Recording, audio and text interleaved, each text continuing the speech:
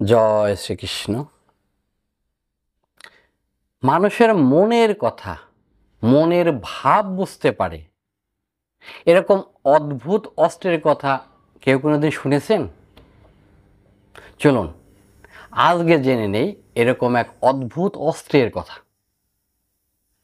আজ থেকে প্রায় ৫,৫০০ বছর পূর্বে কুরুক্ষেত্রের সেই মহাযুদ্ধে এরকম এক অদ্ভুত অস্ত্রের প্রয়োগ হয়েছিল, যে অস্ত্র শত্রুর মনোভাব বুঝতে পারত। গুরু দ্রোণাচার্যের মৃত্যুর পর তার পুত্র অশ্বত্থামা পিতৃ হত্যার প্রতিশোধ নিতে সেই অদ্ভুত অস্ত্রের প্রয়োগ করেছিলেন পাণ্ডব পক্ষের উপর। পাণ্ডব পক্ষের সেনাদের উপর সেই অস্ত্রের প্রয়োগ করেছিলেন। প্রথমে অস্ত্র প্রয়োগ করার পর সেই অস্ত্র থেকে হাজার হাজার বাণ উৎপন্ন হলো এবং তা অগ্নি প্রজ্বলিত। সেই বাণের সম্মুখে প্রজ্বলিত অগ্নি ছিল, সমস্ত আকাশ চারদিক থেকে ঢেকে ফেলল এবং তারপর সেই বাণ থেকে চতুষ্চক্র, দ্বিচক্র, শতগ্নি, গদা এই প্রভৃতি অস্ত্র সম্বলিত সূর্যমণ্ডলাকার এক চক্র উৎপন্ন হলো। পাণ্ডবপক্ষের সৈন্যরা যতই সেই অস্ত্রের মোকাবেলা করার চেষ্টা করছিল ততই তারা ভস্ম হয়ে যাচ্ছিল এবং সেই অদ্ভুত অস্ত্রের সেই অগ্নির তেজ আরো বৃদ্ধি পেতে লাগলো। মহারথী অর্জুন বিষণ্ণ বদনে আকাশের পানে চেয়ে রইলেন। বিষণ্ণ তিনি, কেননা সেই অস্ত্র প্রশমনের বিদ্যা তার জানা নেই। সেই অস্ত্র কিভাবে প্রশমিত করতে হয়, মোকাবেলা করতে হয়, সেই বিদ্যা তিনি জানেন না।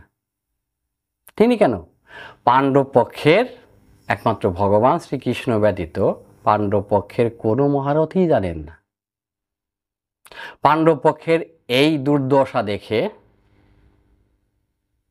ধর্মরাজ যুধিষ্ঠির তিনি শ্রীকৃষ্ণের কাছে গিয়ে বললেন, মাধব, সমস্ত বিপদ থেকে তুমিই তো আমাদের রক্ষা করো বা করে এসেছ, তাহলে আজ এই বিপদের দিনে তুমিই আমাদের রক্ষা করো, তুমিই পথ দেখাও। ধর্মরাজের এই কথা শুনে ভগবান শ্রীকৃষ্ণ হাত উঁচু করে সমস্ত সৈন্যদের উদ্দেশ্যে বললেন, সবাইকে বললেন, তোমরা সবাই অস্ত্র পরিত্যাগ করো, নিজ নিজ অস্ত্র পরিত্যাগ করো এবং রথ থেকে মাটিতে নেমে এসো। শুধু তাই নয়, যুদ্ধের কথাও ভুলে যাও, মন থেকে যুদ্ধের ইচ্ছা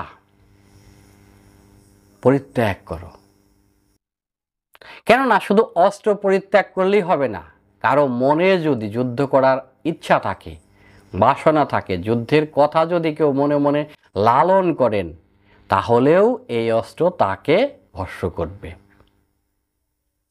ভগবান শ্রীকৃষ্ণের কথায় সবাই মেনে নিলেন, সবাই অস্ত্র পরিত্যাগ করে মাটিতে নেমে এসে দাঁড়ালেন।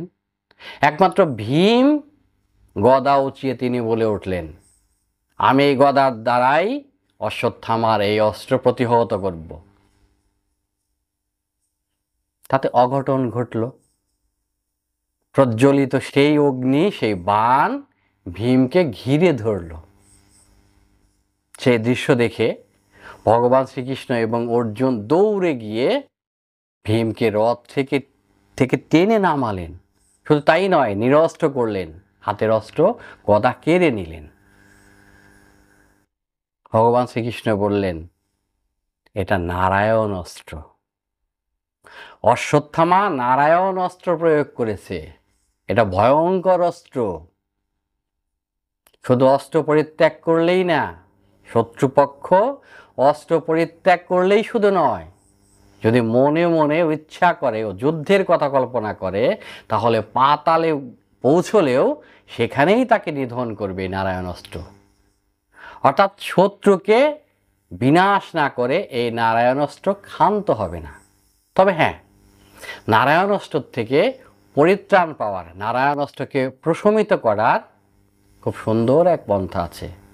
তা হলো এই অস্ত্রের নিকট শরণাগত হওয়া, আত্মনিবেদন করা, নিজের অস্ত্র পরিত্যাগ করে, যুদ্ধের কামনা বাসনা, যুদ্ধের ইচ্ছা পরিত্যাগ করে হাত জোর করে যদি ধর্মের কথা চিন্তা করা যায়, এই অস্ত্রের নিকট আত্মনিবেদন করা যায়, শরণাগত হওয়া যায় সেই নারায়ণ অস্ত্রের, তাহলে সেই নারায়ণ অস্ত্র তাকে হত্যা করে না, তার ক্ষতি করে না।